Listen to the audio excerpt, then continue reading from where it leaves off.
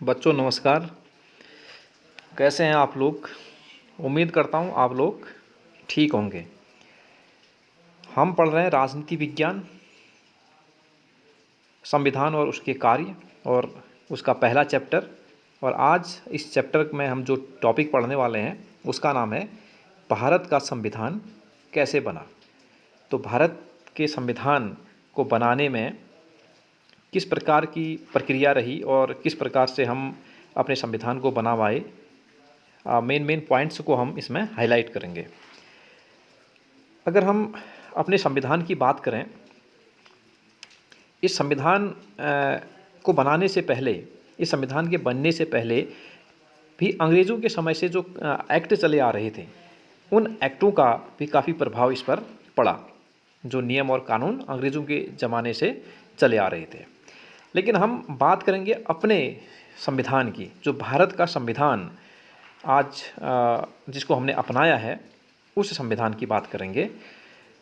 तो इस संविधान की बात करने से पहले तो सबसे पहले हम ये बात कर लेते हैं कि संविधान को आखिर बनाया किसने। तो इस संविधान को जो बनाया गया उसको एक संविधान सभा ने बनाया। इस संविधान को किसने बनाया? संविधान सभा ने। ये एक अच्छा क्वेश्चन बन सकता है कि भारत का संविधान किसने बनाया? तो भारत का संविधान संविधान सभा ने बनाया, और जिसके सदस्यों को अविभाजित भारत में निर्वाचित मनोनीत किया गया था। अविभाजित भारत में यानी कि भारत की आज़ादी से पहले ही संविधान सभा का गठन हो गया था, और उसके जो सदस्य थे उनको या तो निर्वाचित किया गया था या मनोनीत किया गया था। मैं आगे चल करके बताऊंगा कि निर्वाचित कौन थे और मनोनीत कौन थे। अब हम बात कर लेते हैं उस व्यक्ति की जो भारत में जिसने सबसे पहले कहा था कि संविधान सभा होनी चाहिए। वो व्यक्ति थे महात्मा गांधी। उन्होंने 1922 में सर्वप्रथम ये कहा था कि भारतीयों के लिए एक संविधान सभा होनी चाहिए। अब हम बात करते हैं नेहरू रिपोर्ट। जो नेहरू रिपोर्ट है, मोतीलाल नेहरू के नेतृत्व में 1928 में आई। तो इस नेहरू रिपोर्ट में पहली बार कहा गया कि संविधान सभा के गठन की इस संविधान सभा के गठन की बात इस रिपोर्ट में सबसे पहले करी गई। अब भारतीयों के लिए संविधान होने की बात लगातार चल रही है। गांधी जी भी कह चुके हैं, और नेहरू रिपोर्ट में भी ये बात आ चुकी है कि संविधान सभा का गठन होना चाहिए। अब बात करते हैं अगस्त प्रस्ताव। देखो, एक अगस्त प्रस्ताव जो है ये 1940 में आया, अगस्त में। तो इसको अगस्त प्रस्ताव कहा जाता है, और ये प्रस्ताव पहला प्रस्ताव था जिसमें अंग्रेज़ों ने भारतीयों के लिए एक संविधान सभा को स्वीकार किया। और दूसरा क्रिप्स मिशन है, 1942 में आया, और ये क्रिप्स मिशन भी भारतीयों के लिए एक संविधान बनाने की बात करता है। लेकिन अगस्त प्रस्ताव और जो क्रिप्स मिशन है, दोनों को कांग्रेस तथा मुस्लिम लीग के नेताओं ने क्या कर दिया? अस्वीकार कर दिया। तो इनको अस्वीकार क्यों किया, इसको भी मैं आपको बता देता हूँ। अगर हम अगस्त प्रस्ताव की बात करें तो अगस्त प्रस्ताव में ये कहा गया था कि जो संविधान बनेगा भारतीयों के लिए, उसमें उस संविधान सभा में जो संविधान को बनाने वाले जो लोग होंगे मुख्यतया भारतीय होंगे। इसका मतलब ये भी है कि भारतीयों के अलावा और भी हो सकते हैं। ये हमको पसंद नहीं आया, यानी कि भारतीयों के अलावा कोई अंग्रेज़ भी उसमें होगा या कोई अन्य लोग होंगे तो भारतीयों की बात कम करेंगे। तो इसलिए हमने इसको क्या कर दिया? रिजेक्ट कर दिया। यानी कांग्रेस और मुस्लिम लीग दोनों ने रिजेक्ट कर दिया। अब क्रिप्स मिशन की बात कर लेते हैं। तो क्रिप्स मिशन जो है ये 1942 में आया, स्टैफोर्ड क्रिप्स के नेतृत्व में। तो इसमें यह कहा गया था कि जो भारत का जो संविधान होगा वो युद्ध की समाप्ति के पश्चात एक संविधान सभा का गठन किया जाएगा। इसकी बात कही गई थी क्रिप्स मिशन में। उसमें युद्ध चल रहा था, द्वितीय विश्व युद्ध, आपको मालूम होगा। तो युद्ध समाप्ति के बाद इसके गठन की बात करी गई थी। लेकिन ये भी हमको पसंद नहीं। युद्ध समाप्ति के बाद ही क्यों, युद्ध के दौरान ही क्यों न गठन किया जाए? तो इसलिए मुस्लिम लीग और कांग्रेस दोनों ने इसको अस्वीकार कर दिया था। अब हम अगले पॉइंट पर चलते हैं। कैबिनेट मिशन और जो संविधान सभा का गठन जो है, भारत में तत्कालीन समस्याओं के समाधान के लिए 3 सदस्यीय दल, अलेक्जेंडर क्रिप्स, क्रिप्स वही स्टैफर्ड क्रिप्स जो क्रिप्स मिशन वाले हैं, और पैथिक लॉरेंस, कैबिनेट मिशन के अंतर्गत पैथिक लॉरेंस की अध्यक्षता में 1946 में भारत आया। तो एक बात हम ये भी कह सकते हैं कि अच्छा प्रश्न बन सकता है कि संविधान सभा का गठन किस मिशन के अंतर्गत किया गया, तो कैबिनेट मिशन के अंतर्गत किया गया। उसमें कितने सदस्य थे? उसमें 3 सदस्य थे, ए.बी. अलेक्जेंडर, स्टैफर्ड क्रिप्स और पैथिक लॉरेंस। और इसके अध्यक्ष कौन थे? पैथिक लॉरेंस थे। और 1946 में ये भारत आया। और ये 3 लोग कौन थे? ये 3 लोग जो थे, जो एटली की सरकार थी ब्रिटेन में, उसके कैबिनेट के सदस्य थे, अलेक्जेंडर, क्रिप्स और लॉरेंस। तो इसी को इसलिए कैबिनेट मिशन इसको कहा गया। अब हम अगले पॉइंट पर आते हैं। मिशन की सिफारिश के आधार पर संविधान का गठन किया गया। जो कैबिनेट मिशन आया उसने कहा कि अब एक संविधान सभा होनी चाहिए भारतीयों के लिए। औपचारिक रूप से एक संविधान सभा ने ही संविधान की रचना की। तो एक संविधान सभा बनी और उसने क्या बनाया? संविधान बनाया। संविधान सभा का गठन अविभाजित भारत में ही कर लिया गया था,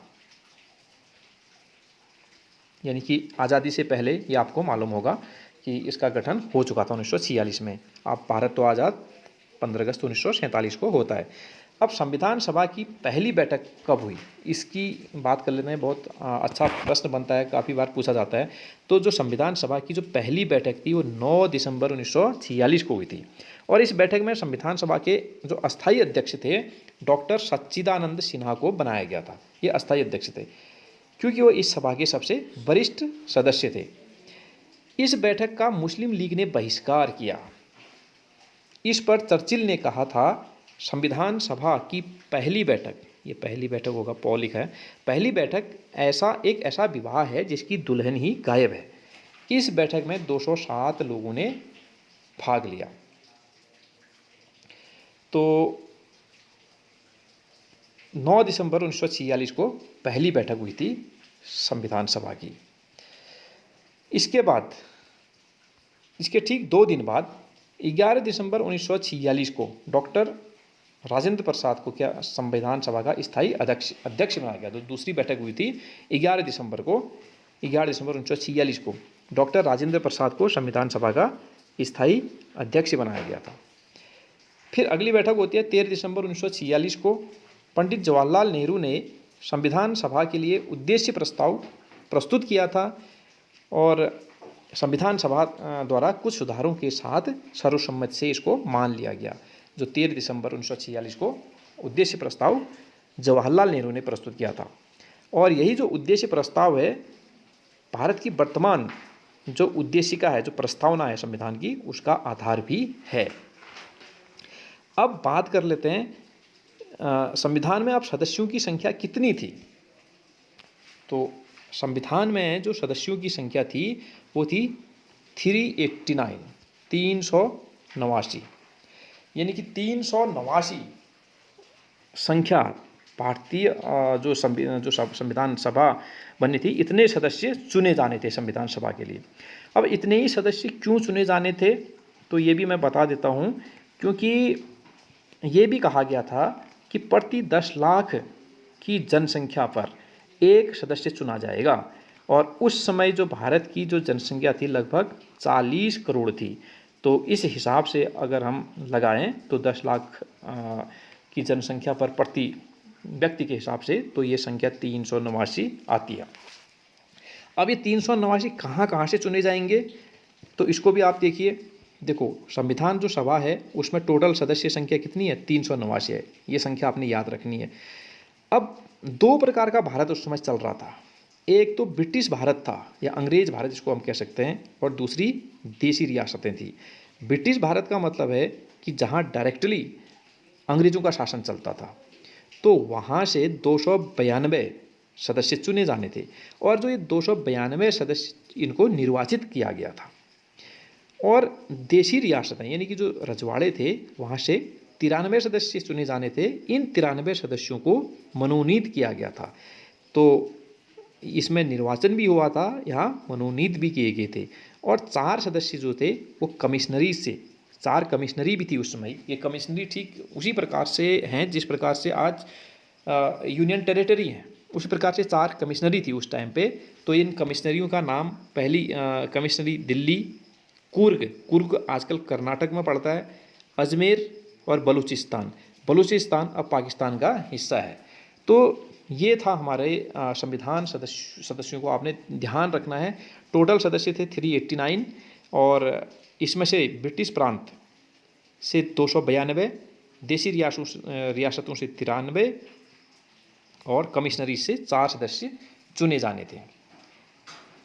और अभी मैंने ऊपर आपको बताया जो संविधान सभा की पहली बैठक हुई थी, इसमें 207 लोगों ने भाग लिया था। यानी कि टोटल तो 389 सदस्य थे। अब आप कहोगे कि 207 लोगों ने ही भाग क्यों लिया था, तो ये संख्या इसलिए कम आई। नंबर 1 तो इसमें मैंने लिखा है कि मुस्लिम लीग ने इसका बहिष्कार किया था। तो मुस्लिम लीग के जो सदस्य थे उन्होंने इसमें प्रतिभाग नहीं किया।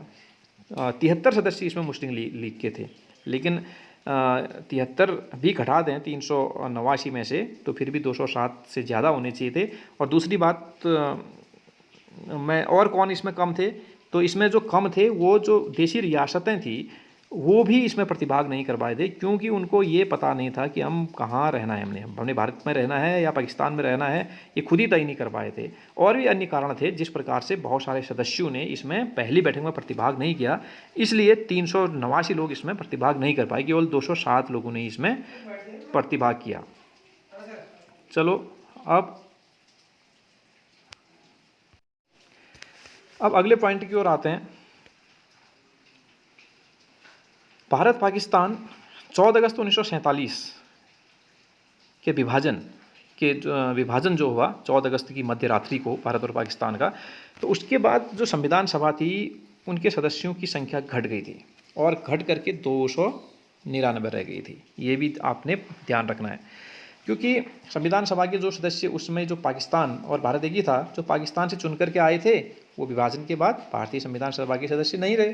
तो ऑब्वियस है कि जो 389 की संख्या थी वो कम हो गई, 299 रह गई। अब संविधान पर हमारा काम चल रहा था और ये बनकर के पूर्ण हुआ। तो कब बनकर के ये पूर्ण हुआ? 26 नवंबर 1949 को संविधान का अंतिम प्रारूप बनकर के तैयार हो गया था और इस प्रारूप पर 284 सदस्यों के हस्ताक्षर थे। ये संख्या भी आपने याद रखनी है। जब संविधान अंतिम रूप से बनकर तैयार हुआ तो कितने सदस्यों के हस्ताक्षर थे? 284 सदस्यों के हस्ताक्षर थे। और इसी दिन जो है संविधान को पूर्ण तरह से लागू नहीं किया गया था, हालांकि कुछ प्रावधान इसके उस दिन लागू हो गए थे 26 नवंबर को, लेकिन इसको पूर्ण रूप से जो लागू किया गया था वो 26 जनवरी 1950 को लागू किया गया था। 26 जनवरी 1950 को लागू किया गया था। और ये 26 जनवरी को ही क्यों लागू किया गया था, मैं इसको अगले वीडियो में आपको बताऊंगा। और कुछ इसके अलावा और महत्वपूर्ण तथ्यों को हम और जान लेते हैं। तो संविधान सभा के सदस्यों का जो चुनाव था वो 1935 में स्थापित जो विधानसभाएं थी उन विधानसभाओं के सदस्यों द्वारा प्रत्यक्ष विधि से किया गया था। और संविधान सभा में कांग्रेस का वर्चस्व था, क्योंकि कांग्रेस ही उस समय सबसे बड़ी पार्टी और सबसे पुरानी पार्टी है भारत की, तो वर्चस्व भी उसी का था। और संविधान को बनाने में जो समय लगा वो 2 वर्ष 11 माह और 18 दिन का समय लगा। और संविधान में मुख्य रूप से कुल 8 समितियां थी। इन समितियों का भी हम जिक्र करेंगे और उनके अध्यक्ष कौन थे बाद में। और संविधान सभा का एक सदस्य 10 लाख की जनसंख्या का प्रतिनिधित्व करता था। ये मैं अभी पहले भी मैंने आपको बताया है कि 10 लाख की जनसंख्या पर एक प्रतिनिधि चुना जाना था। और उस समय पर जो अनुसूचित जाति के सदस्यों की संख्या 28 थी और महिलाओं की संख्या 12 थी। और प्रारूप समिति के 2 अध्यक्ष थे, डॉक्टर भीमराव अंबेडकर थे। तो अलग अलग समितियां थी। इसमें से एक सबसे महत्वपूर्ण समिति जो थी प्रारूप समिति थी, और इसको अंग्रेजी में ड्राफ्टिंग कमेटी भी बोलते हैं। और इसके जो अध्यक्ष थे डॉक्टर भीमराव अंबेडकर थे। तो ये संविधान के गठन को लेकर के कुछ महत्वपूर्ण बातें थी कि भारत के संविधान को लेकर के किस प्रकार से उसमें सदस्य चुने गए, या कितने उसमें सदस्य थे, कितने सदस्य कहाँ से थे, तो कितने दिनों में बना, ये आपने इसको जाना मोटे मोटे तौर पर आपके सिलेबस के अकॉर्डिंग। तो इसको आप नोट्स बना लीजिए, इसको लिख लीजिए और इसको आप याद भी करिए। फिर मिलेंगे अगले वीडियो में, तब तक के लिए नमस्कार।